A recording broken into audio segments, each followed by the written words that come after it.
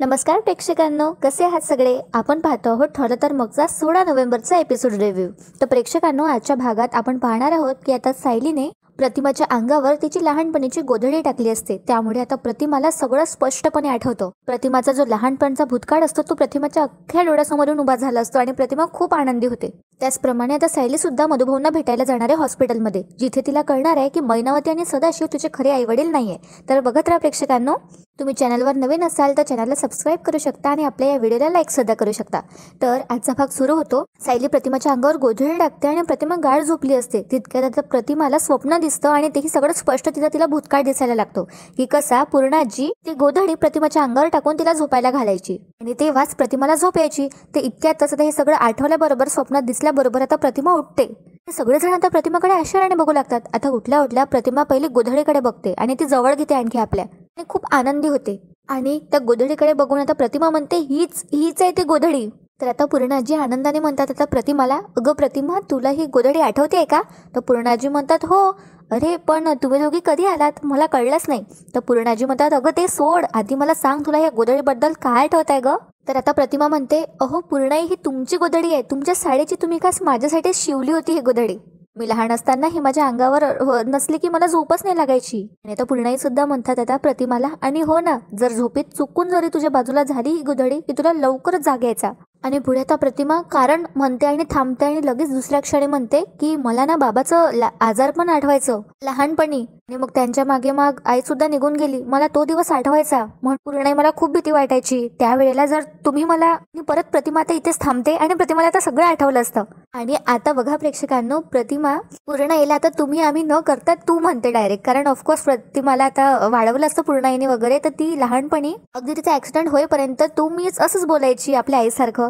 तर आता असं काहीतरी आता प्रतिमा करते आणि पूर्णाजीला म्हणते, कारण तू मला सावरलंस तेव्हा, तू नसतीस तर मी काय केलं असतं ग? तर आता पूर्णाई खूप आनंदी होते की सगळं काय ते माझ्याबद्दल सगळं आठवलंय म्हणून प्रतिमाला, आणि दोघेही खूप इमोशनल होतात.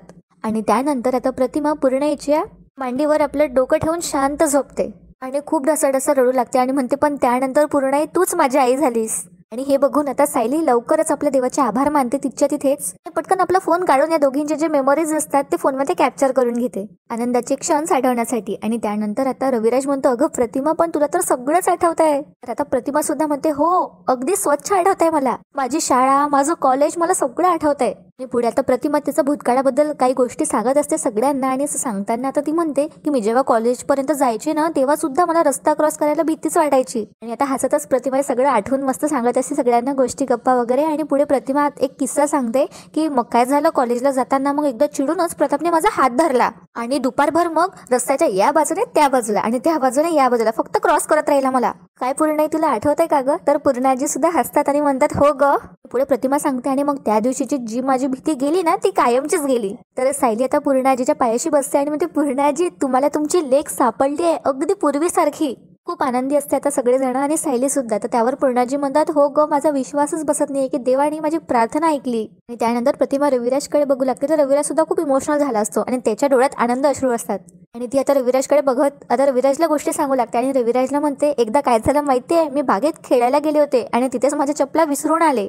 आणि आता प्रतिमा म्हणते पूर्णाईला, आठवतं काय पूर्णाजी? तर त्यावर आता पूर्णाजी म्हणतात की हो ना, आठवत आहे. आणि नंतर रविराज, आम्हाला कळलं की इने काही विसरली वगैरे नव्हती, ही तुला हरवलं नव्हतं इने बागेत, उलट इने एका गरीब मुलीला तिथल्या देऊन टाकल्या होत्या त्या चपला. आणि मग असं करत करत हळूहळू एक एक गोष्टी सगळ्या प्रतिमा सगळ्यांना सांगू लागते आणि सगळ्यांना खूप हसवते आणि इमोशनल पण करून सोडते. आणि बाकीचे सगळे आता प्रतिमाचं हे सगळं बोलणं मन लावून ऐकत असतात. आणि आता या प्रतिमाच्या आनंदाचे क्षण आता सायली पूर्ण आपल्या फोटोमध्ये व्हिडिओज आणि फोटोज वगैरे काढून कॅप्चर करून घेते. तर आता त्यावर आता नंतर रविराज म्हणतो, एक मिनिट, तुमच्या एक गोष्ट लक्षात येते का? जी गोष्ट प्रतिमाच्या 20 वर्षाच्या वनवासात सुद्धा झाली नाही आणि जी गोष्ट 1.5 वर्षाच्या तिच्या या घराच्या सहवासात सुद्धा नाही झाली, गोळ्या ट्रीटमेंटने सुद्धा नाही झाली, ती गोष्ट या गोधडीने म्हणजे आईच्या मायेने करून दाखवली. तर त्यानंतर आता प्रतिमा आणखी खुश होते आणि ती गोधडी आपल्या जवळ लावते, आपल्या कुशीत घेते. आणि त्यानंतर प्रतिमा आता विचारते, पण पूर्णाई, ही कल्पना कोणाची होती, ही गोधडी वगैरे आणण्याची आणि माझ्या अंगावर टाकण्याची, म्हणजे मला आठवेल वगैरे? तर त्यावर आता पूर्णाजी म्हणतात, आणखीन कोण? सायली. तर आता त्यावर प्रतिमा सायलीकडे बघते आणि मग ते सायली आणि तिला जवळ येण्यासाठी खुणावते. तर सायली लगेच आता प्रतिमा जवळ येते, प्रतिमाच्या मांडीवर आपलं डोकं ठेवते. छान आपल्याला मायलेकीचे इमोशनल सीन्स इथे आता पाहायला मिळतात. आणि हे क्षण बघून आता रविराज सुद्धा भारावून गेला असतो. तर या दोघींचं प्रेम बघून मायलेकीचं सुमन म्हणते, मनाची नाती ही रक्ताच्या नातीपेक्षा घट्ट असतात. हे फक्त ऐकलंच होतं, पण या तिघींकडे बघितलं तर खरंच पटतं. आणि त्या सायली अचानक उठून उभी होते आणि आपले अश्रू वगैरे पुसते. तर पूर्णाजी विचारतात काय झालं. तर सायली म्हणते, पूर्णाजी मधुभाऊंच्या बाबतीत सुद्धा असं झालं तर किती बरं होईल ना, चमत्कार झाला तसा. तर पूर्णाजी म्हणतात, घडेल, नक्की घडेल, त्यांना सगळं काही ते नीट होतील, लवकर बरे होतील. तर त्यावर आता सुमनला सायली म्हणते, सुमन काकू साखर आणता का, इतकी छान गोष्ट घडली आहे, सगळ्यांचं तोंड गोड करायला हवं. तर सुमन म्हणते, हो हो देते ना, आता पूर्वी तू साखर दे, पण मग मी शिरा करायला घेते. तर सायली म्हणते, अच्छा बरं, मग मी पण येते तुमच्या बरोबर, चला तुम्हाला पण मदत होईल. त्या दोघी आता किचनमध्ये जातात. त्यानंतर आता सायली आणि पूर्णाजी घरी जायला निघतात आणि स्टेअर्सवरून आता उतरत असतात. तर त्यावर आता सायली म्हणते पूर्णाजीला, पूर्णाजी आज अगदी अचानक घडलं ना, सगळं आपल्या मनासारखं झालं आणि प्रतिमा आत्याला सगळं आठवायला लागलं. तर पूर्णाई म्हणतात, हो ना. पुढे आता सायली म्हणते, आई बाबांना ऐकून तर खूप आनंद होईल हे सगळं. तर त्यावर आता पूर्णाजी म्हणतात, हो ना, घरी गेल्या गेल्या मी आता देवी समोर प्रसाद टाकणार आहे, शांत बसणार आहे मी देवी समोर, काहीही न बोलता. अशा वेळी आता शब्द कुठून आणायचे. तर आता त्यावर सायली म्हणते, पूर्णाई तुम्ही जरी जन्मदाता नसल्या प्रतिमा आत्याच्या, तरीही तुमची नाळ जोडली आहे ना त्यांच्याशी, म्हणूनच आज सगळं तुमच्या मनासारखं झालं. माझं आणि मधुभाऊंचं नातं पण असंच आहे. तर त्यानंतर आता पूर्णाजी म्हणतात सायलीला, तुला खूप आठवण येते ना मधुभाऊची. तर सायली म्हणते, हो. तर आता पूर्णाजी विचारतात सायलीला, अगं सायली, पण गेल्या खूप दिवसापासून मी बघतीये की तू खूप अस्वस्थ आहेस. हा म्हणजे मधुभाऊ आजारी आहेत हे एक कारण असेलच, पण ते तेवढंच नाहीये, दुसरं काहीतरी नक्कीच आहे जे तुला खात आहे. हा पण कदाचित माझ्याशी बोलायची तुझी अजूनही तयारी नाहीच आहे, हे दिसतच आहे. पण हरकत नाही सायली, मी थांबेन, पण जे काही आहे ते त्यामध्ये मी तुझ्या पाठीशी थांबेन. तर आता सायली खूप खुश होते हे ऐकून आणि सायली म्हणते, थँक्यू पूर्णाई. तर सायली विचारते पूर्णाजीला की मी मधुभाऊंना जाऊ का हॉस्पिटलला भेटायला. नाही म्हणजे मी कालच भेटली, पण मला आज पण भेटावं असं वाटतंय त्यांना. तर पूर्णाजी म्हणतात, अगं मग जा ना, मी पण येऊ का. तर सायली म्हणते, नाही नाही तुम्ही दगदग नका करू, मी एकटीने जाते रिक्षाने आणि लवकर येईल. तिथूनच आता सायली हॉस्पिटलला जाते आणि पूर्णाजी घरी येतात. आणि आता आपल्याला सुभेदारांकडचा सीन दाखवला जातो. पूर्णाजी घरी आल्या असतात आणि आता कल्पना म्हणत असते अस्मिताला, सगळे हॉलमध्ये बसली असतात, की अगं अस्मिता, तुला जे गर्भसंस्काराचे पुस्तक दिलंय ना ते वाचायला दिलंय, उशीखाली ठेवायलाच नाही दिलंय फक्त.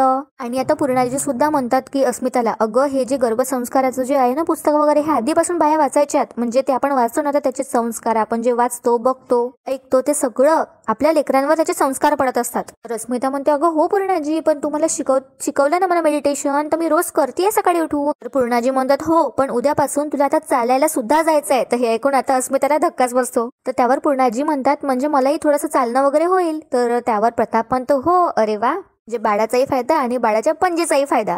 तिथे मैनावती वगैरे पण असते, सगळेजण चहा काहीतरी पित असतात, चहा कॉफी वगैरे. तर तितक्यात आता अर्जुन येतो सदाशिवला घरी घेऊन. आणि त्याची हालत तर आपल्याला माहितीच आहे, पूर्ण त्याच्या अंगावर असं मळलेले कपडे वगैरे असतात आणि त्याला मारलं वगैरे असतं पोलिसांनी. सो आता सदाशिवला या अवतारात बघून कल्पना म्हणते, हे काय. आणि मैनावती म्हणते, हो तुम्ही अशा अवतारात असं अचानक कसे काय आलात. कारण तिला सुद्धा हे एक्सपेक्टेड नसतं की अर्जुन सोबत सदाशिव येणार, कारण तिने घरी सगळ्यांना खोटं सांगितलं असतं. मैनावती म्हणते, हो हे काय काय झालं तुम्हाला, काय अवतार करून ठेवला हा तुम्ही. तितक्यात आता हे आरडाओरडा ऐकून प्रिया सुद्धा तिथे येते हॉलमध्ये. आता मैनावती म्हणते, काय हो काय ऍक्सिडेंट झाला की काय तुमचा. तर आता सदाशिव घाबरतच आता अर्जुनकडे बघतो. तर आता अर्जुन इशारा करतो की अजिबात खोटं बोलायचं नाही. तर ही मैनावतीच बडबड करू लागते की बापरे, आजकालचे हे रिक्षावाले ना बाईकवाले आहे ना, अगदी कशाच्या कशी गाडी चालवत असतात. तर आता सदाशिव खुणावतो मैनावतीला गप्प बस म्हणून आणि इथून चल असा इशारा करतो. अर्जुन हे सगळं बघून घेतो आणि अर्जुन म्हणतो, सदाशिवला जा, आज जाऊन आराम करा. घाबरतच हा सदाशिव म्हणतो, हो हो हे काय आराम करतोच आहे. आणि हा म्हणतो आता मैनावतीला, चल ग मैने. तर आता ही मैनावती बघा काय करते, ही म्हणते कल्पनाला,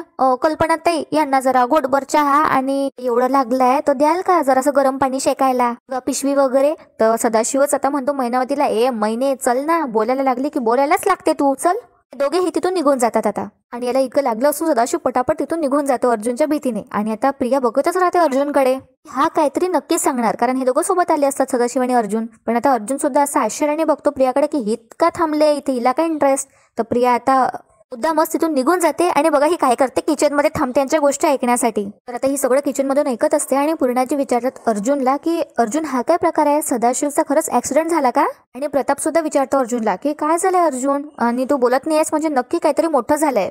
आता कल्पना सुद्धा फोर्स करते, अरे अर्जुन पटकन सांग ना, उगाच आमचं टेन्शन नको वाढवूस आता. तर आता अर्जुन सांगू लागतो की त्यांचा ऍक्सिडेंट वगैरे काहीही झाला नाहीये. आणि मग अस्मिता विचारते की मग त्यांना लागलं कसं एवढं. तर अर्जुन सांगतो की पोलिसांनी त्यांना मारलंय. आणि अर्जुन सगळं सत्य सांगून टाकतो सगळ्यांना. तर त्यानंतर आता अस्मिताला धक्का बसतो हे ऐकून आणि अस्मिता म्हणते काय, आणि सगळ्यांना सुद्धा आता आश्चर्यच वाटतं या गोष्टीचं. आणि अर्जुन आता सगळं काही ते सांगू लागतो की तो पोलीस स्टेशनमध्ये गेला होता आणि तिथे त्याला हे सगळं कळालंय म्हणून, की कसं सदाशिवने दारू पिऊन रस्त्यात तमाशा घातला होता, काच तोडली होती दुकानाची, म्हणून त्याला पोलिसांनी पकडलं वगैरे, आणि याचे रेकॉर्ड सुद्धा आहे असे. तर आता प्रिया किचन मध्ये असते आणि हे सगळं ऐकतच असते. तर ही मनात म्हणते, अरे माझ्या बापाला सुभेदारांच्या घरात जरी आणून टाकलं ना तरी त्याला गटारातच लोडायचंय, त्याने भर माती खाल्ली आहे, पण शेवटी आता हे सगळं प्रकरण माझ्यापर्यंत येऊन पोहोचणार अशी भीती सुद्धा वाटत असते. आता पूर्णाजीला आश्चर्यच वाटतं आणि पूर्णाजी म्हणतात, पण हे लोक असे का वागतात? सायली बघा ना, सायलीकडे की किती गोड मुलगी आहे ती, मग तिचे हे आई वडील असे का वागतात?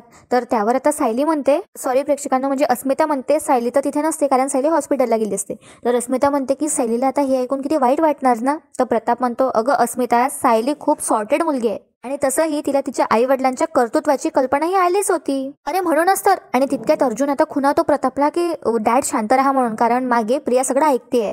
तर सगळे आता प्रियाकडे बघू लागतात. तर पहिली तर ही प्रिया अशी समोर अशी मान करून उभी असते एकदम प्रॉपर, आणि नंतर सगळ्यांनी बघितल्याबरोबर आपली मान ही खाली घालते की जसं तिचं लक्षच नाहीये.